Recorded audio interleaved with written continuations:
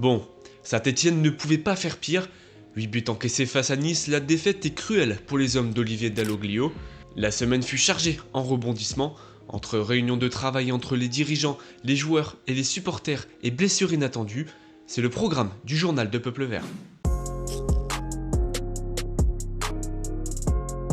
Et on commence évidemment ce JT de Peuple Vert avec la grosse humiliation subie par l'ASS face à Nice ce vendredi soir. Les Niçois se sont régalés face à une équipe stéphanoise en totale perdition. Sur chaque but, le collectif est fautif. Erreur de placement, de marquage ou contre son camp, l'ASS n'y était clairement pas. Bien que son coach ait vivement pointé du doigt, certains joueurs ont largement fait défaut. De la honte bien sûr, a évoqué Olivier Dalloglio. Le coach a justement présenté ses excuses au peuple stéphanois qui s'était déplacé au nombre de 350 dans le sud.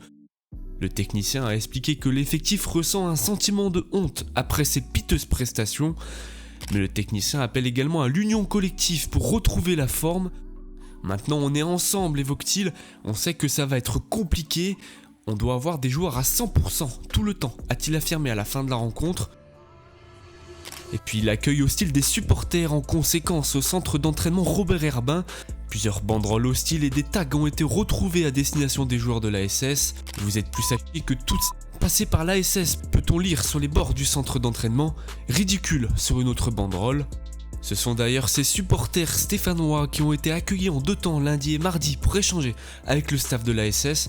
Que ce soit avec la direction du club ou avec le groupe d'Olivier Dalloglio, une meilleure attitude est attendue par les observateurs du club stéphanois. Et au niveau du classement, les Verts se retrouvent avant-dernier du championnat, juste devant le SCO d'un seul petit point. Un trio se détache au fond de la classe avec les récents promus de l'antichambre.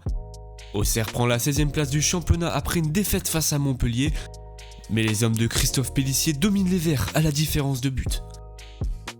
Autre information, les réactions des acteurs du football français sont multiples au lendemain de l'humiliation.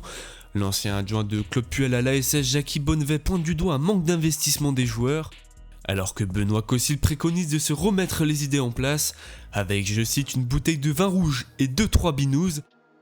C'est davantage l'effectif et son recrutement qui inquiète pour d'autres spécialistes. L'ancien bleu Christophe Dugarry a même déclaré que David Tachvili n'avait pas sa place en Ligue 1, des propos qui ont vivement agacé sur les réseaux sociaux. Saint-Étienne est évidemment attendu au tournant dimanche prochain face à Nantes. Rendez-vous à la Beaujoire en fin d'après-midi pour affronter une équipe qui revient d'un nul face au SCO. Mais Olivier Dalloglio devra faire sans Pierre Cornu d'après les blessures d'Anthony Briançon, Thomas Monconduit et Evan Masson. C'est au tour du latéral gauche de s'installer dans l'infirmerie. Le joueur de 27 ans fraîchement débarqué est sorti en se tenant l'arrière de la cuisse face à Nice. Cornu a passé des examens cette semaine et pourrait rater les prochaines échéances. Mais c'est aussi sur Augustin Bocaille que le technicien pourra compter. Avec le collectif la semaine dernière, le milieu offensif ghanéen n'était pourtant pas du voyage dans le sud. Bocaille devrait effectuer son retour avec le groupe pour le déplacement à Nantes. Si Olivier Dalloglio peine à trouver la formule qui permettra aux Verts de performer, le joueur de 23 ans pourrait apporter du danger pour les défenses adverses.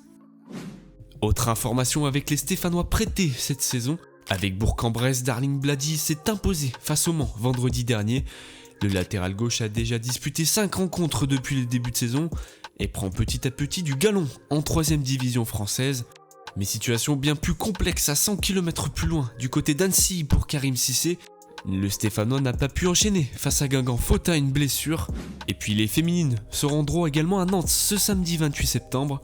C'est après des débuts réussis face à Reims que les joueuses de Laurent Mortel sont 4e d'Arkema Première Ligue.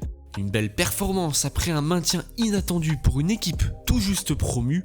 Mais l'heure est au travail, le coach des Amazones a souligné un contenu bien trop pauvre pour perdurer. Les Stéphanois ont encore 2 rencontres pour tenter d'inverser la vapeur avant la trêve internationale.